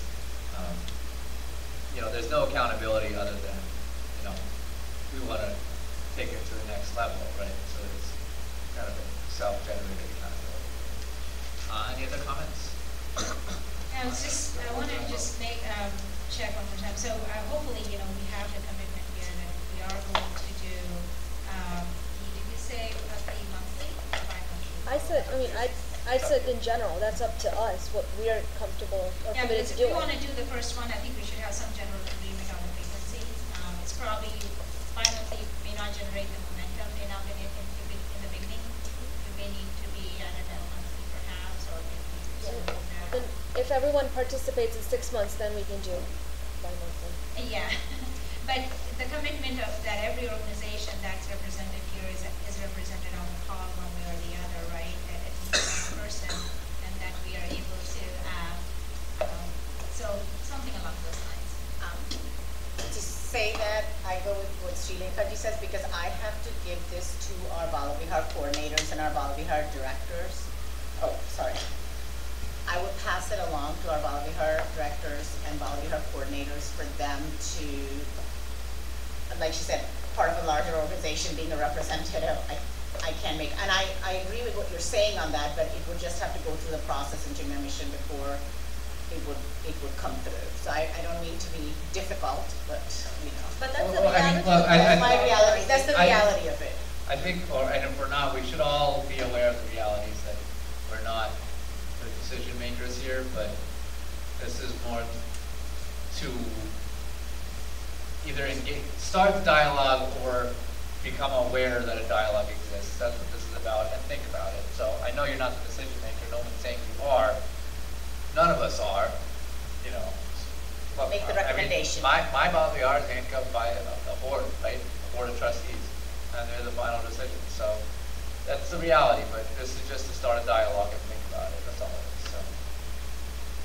And to make a recommendation, we can definitely take these So these 4 goals, we can go back and say this looks good. Maybe you think it's something we could do, and then come back and tell the group, maybe report back in a month saying, hey, the board cleared it.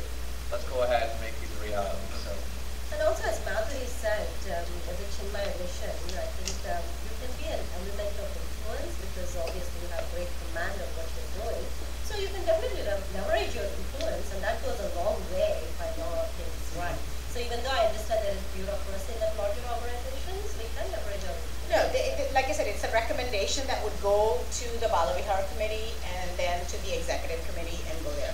Now beyond that, I realistically, you know, beyond that, other than me doing that and saying that obviously I was part of the group and saying that we were there to do that, that would be like when the moment I make the recommendation is where I'm putting my backing behind it is what, you know, so it would be, does that make sense? Mm-hmm. I'm not, you know, I'm just talking realities of the organization, of when you're part of an organization, any organization. All right, so I hope you guys got something out of it. I hope we all learned a lot, met some new people, we keep in touch. Has everyone signed the email sheet? They're on their emails now, so we can keep in touch there. Sir, would you like to introduce yourself? This is Dhananjay Kumar. He's president of the Board of Trustees for the India International School, which is the oldest cultural organization. They do not teach religion as per se, everything but religion, Indian, whatever. I don't know how many of you know India International School here, but pretty much in this area, everybody knows India International School. So that is the other side of the coin, which we didn't discuss much, and they are fulfilling that one. So maybe you can speak a few minutes and tell us how these two get married.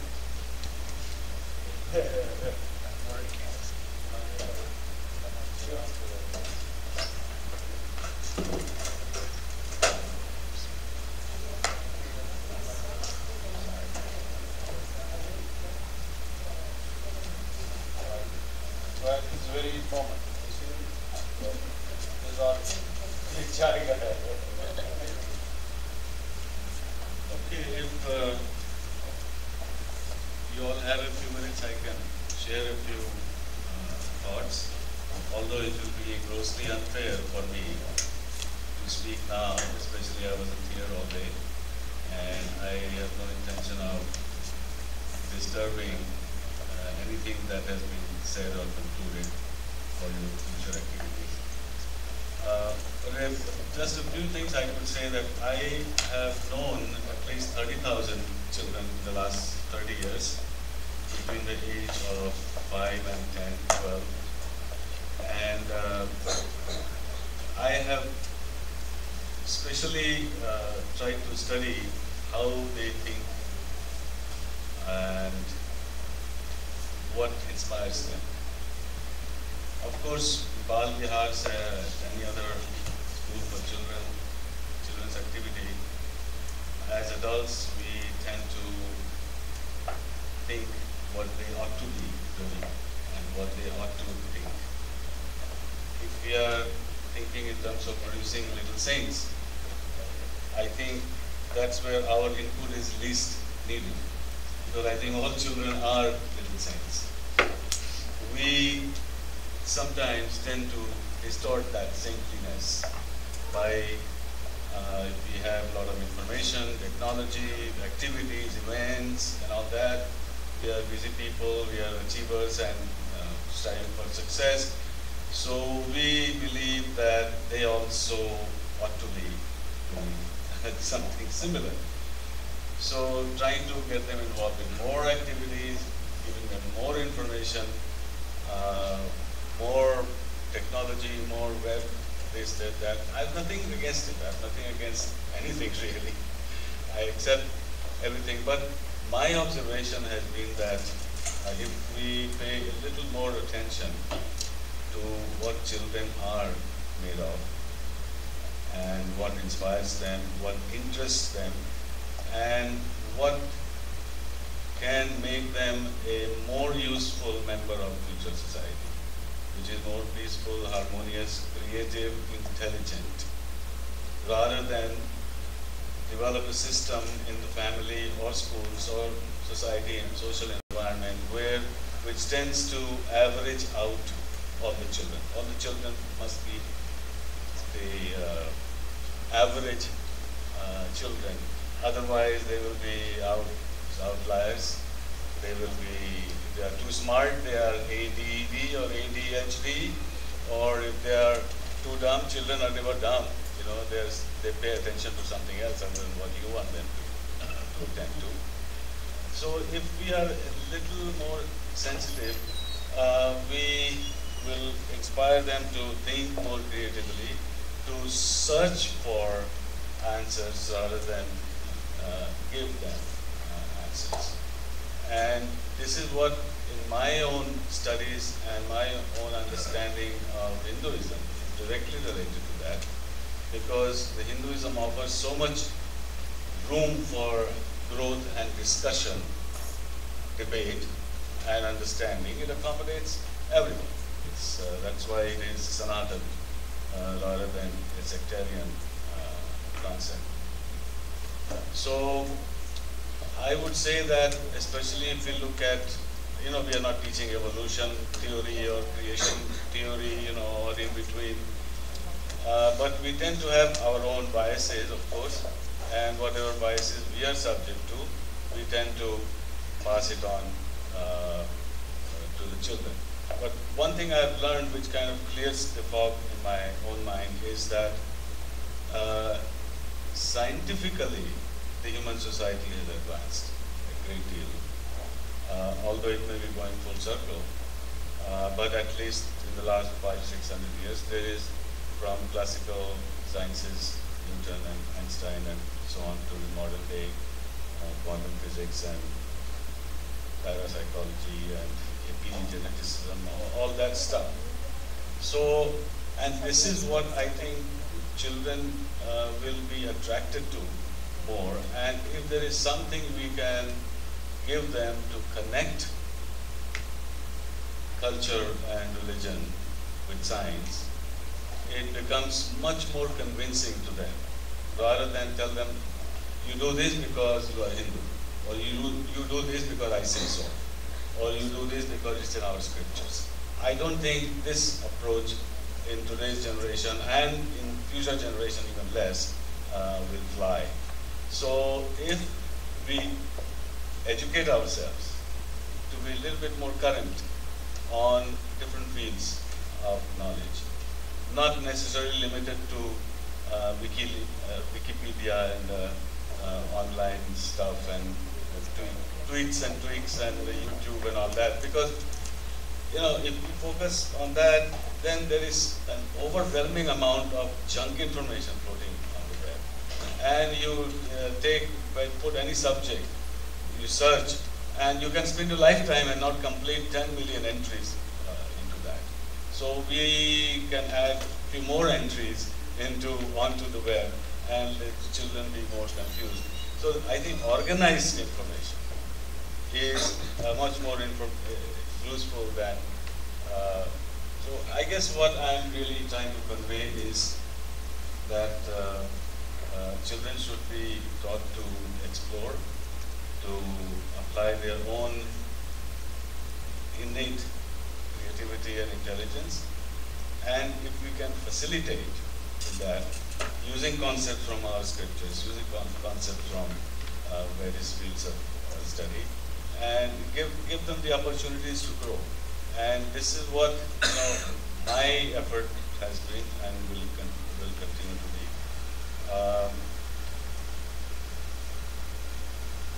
But I guess the last point that I kind of got sidetracked is if we give them the totality of any one field of knowledge, something that we know as human society, they can transfer that experience to all the other questions that come to their mind.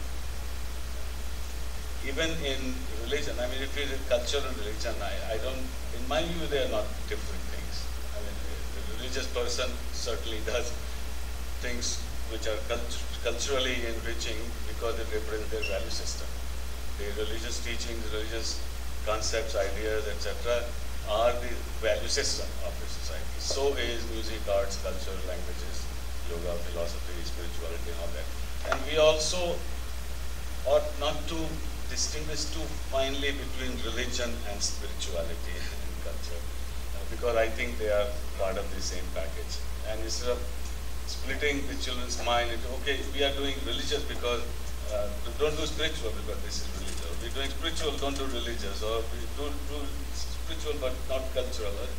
I think we are all integrated human beings, and we may have certain preferences, certain likes and dislikes, but split personalities, growth of split personality in children, I think, can be disturbing to them in the future. The last point I want to mention is that the future generation, I think, the present generation of children have a great responsibility, something that we as adults on a human scale have failed. They carry a lot of burden and responsibility on them. And to enable them to do that, we have a more humanistic approach where when they ask a question, they are not given a particular point of view in terms of the answer. And we ought to be explained to them scientifically questions that come to their mind. And they interact with other cultures, other religions, other ethnic groups. And if they say, why we have so many gods, or why we do this worship, why do that? So we say, well, keep quiet, just do it. I don't think that is going to satisfy them. Rituals are fine, but the meaning of rituals is even more important. Events are fine, but the events, it's a matter of eating more chaat papri and golgappa and do this mela, that mela. That's fine. I mean, there is a lot of things already happening in the community, and we can't even attend to some important ones there. The concerts, and every day there's something. I do a satsang myself monthly. No, I don't tell anybody. So, So I think there is a way out of this kind of hodgepodge of stuff, and if we apply some scientific method to teaching spiritual matters, I think we'll be a lot better off. Thank you. Thank you, Dhananjay.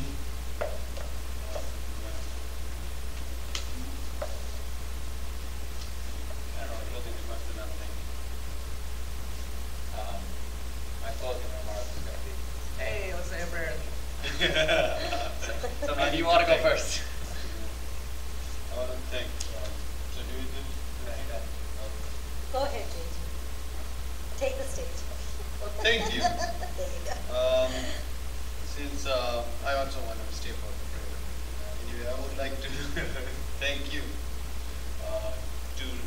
I really want to thank you from the bottom of my heart to be hosting all of you.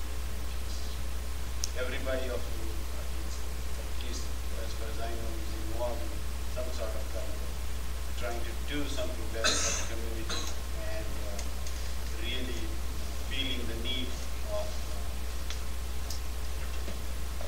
making children really progress in their spiritual, cultural religious knowledge. I would like to thank, have this book, yes,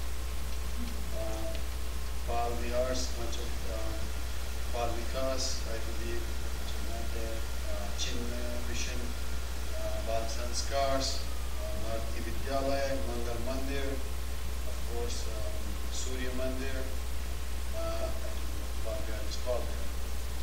Surya Mandir, and Bal Vidya Mandir from Lakshmi Temple, and of course Hindu Students Council, which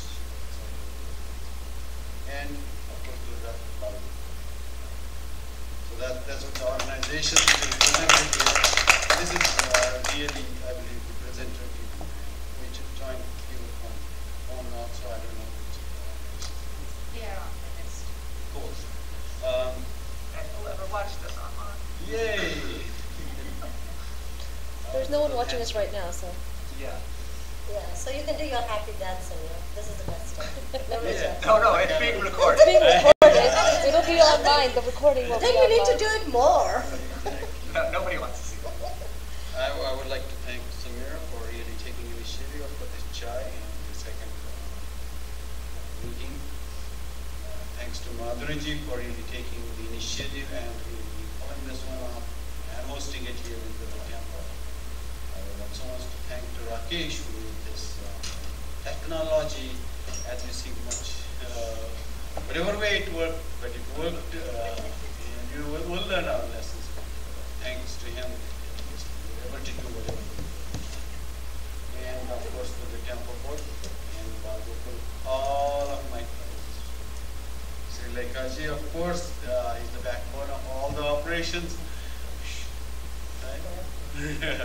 Right? Exactly. So thank you, everybody. I really appreciate you sharing your own personal experiences with all yours, which are hard. They are not easy answers. Thank you so much. Just a quick note, thank you to JJ too for taking this on. We do have some souvenirs from Bangkok. Please take the brown bag, and if you feel some of your colleagues have left for the day and they didn't get an opportunity, like Shaili ji and all, please pick it for them. And if you need more, I have more. It's just kind of back and forth. But if you do, I will. So just let me know. But take for your colleagues that have left for the day.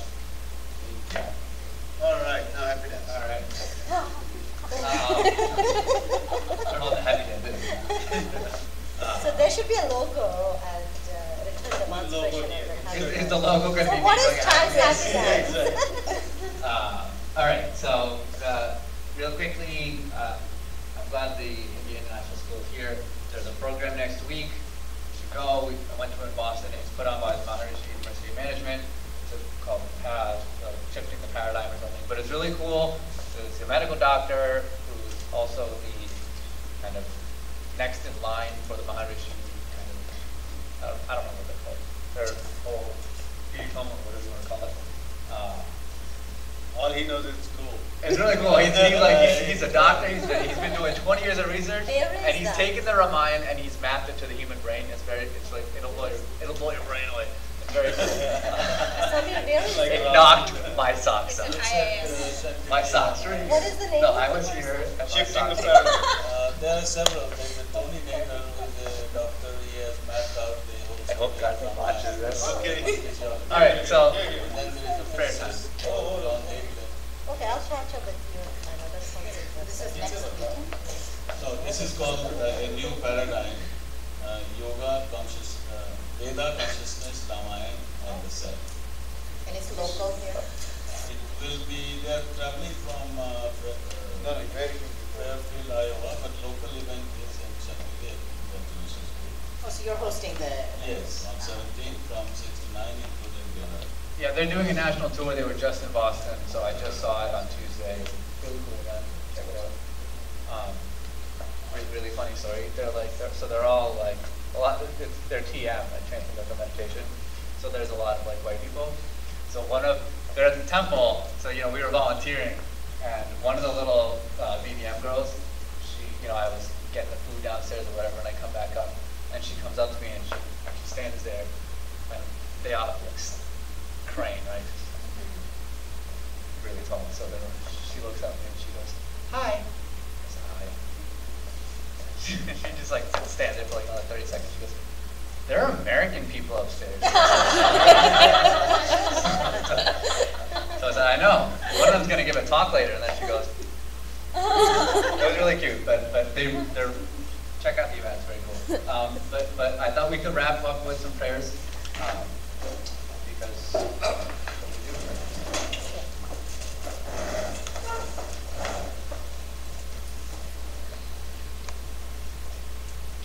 There's some shlokas on this chart that we need to refer to them, and then thought maybe we could do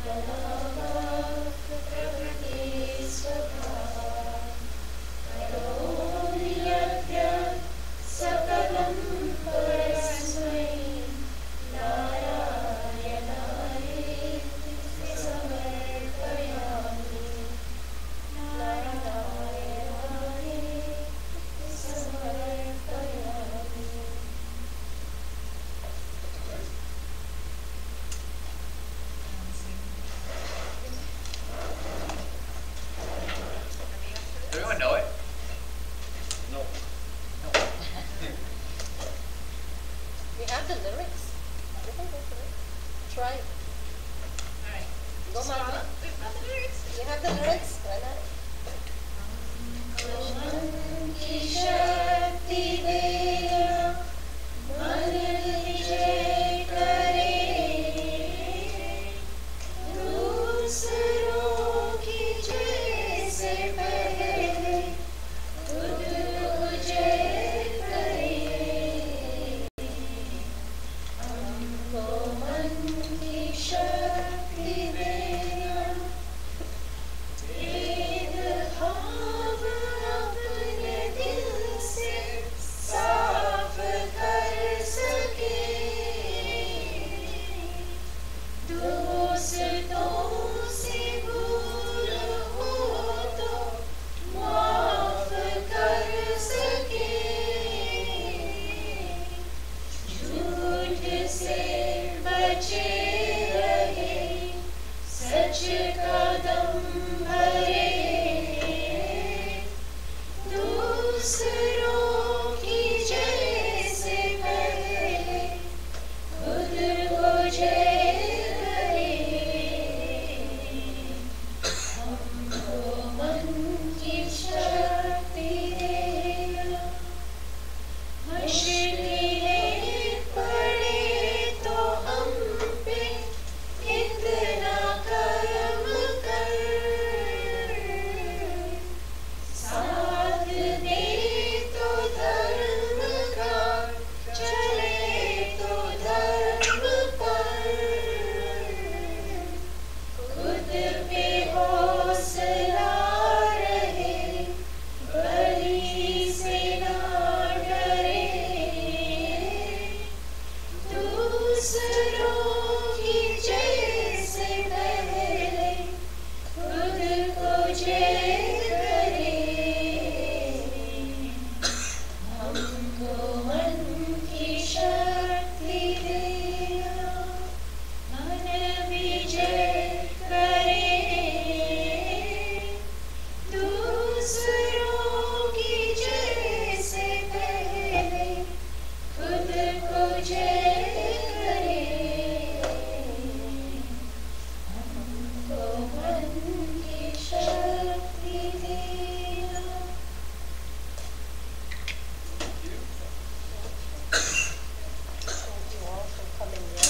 I hope all of you all have signed in. I think that's kind of crucial. Email, please. Make sure you take a bag. Yeah, please.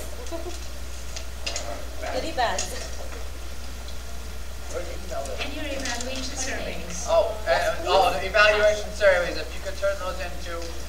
I hate to say that you're Sarika saying can that collect them. एक काम करें